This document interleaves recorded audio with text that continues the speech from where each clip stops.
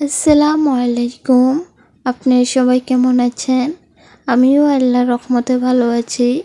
আমার ভিডিওটি কাছে কিংবা দূরে, দেশ কিংবা দেশের বাহিরে যারা দেখছেন তাদেরকে অসংখ্য ধন্যবাদ। এদিকে আমি লোটটা শুটকি পেঁয়াজ দিয়ে ভুনা করে নিচ্ছি।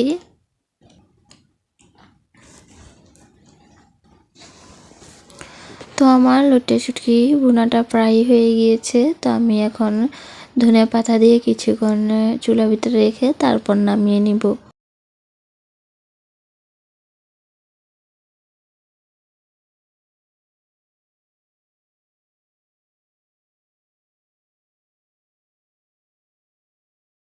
এরকম ভিডিও করতে গেলে দোয়া হয়, কার কার সাথে এরকম হয় কমেন্টে জানাবেন। আমার তো প্রায় হয়ে থাকে এরকম দোয়া ক্যামেরার সামনে। তো এদিকে আমার লোটটা শুটকি বোনা হয়ে গিয়েছে। এখন কাঁচকলা তেলাপিয়া মাছ দিয়ে রান্না করে নিচ্ছি। আমার ভিডিওটি যদি ইউটিউব চ্যানেল থেকে দেখে থাকেন প্লিজ সাবস্ক্রাইব করে পাশে থাকবেন। আর পুরাতন আপু ভাইয়াদেরকে অসংখ্য ধন্যবাদ।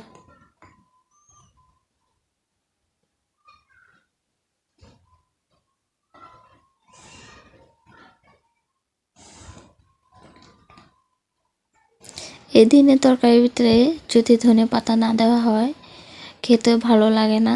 তার জন্য আমি প্রতিটা তরকারির ভিতরে ধনে পাতা দিয়ে থাকি। আমার কাছে অনেক ভালো লাগে।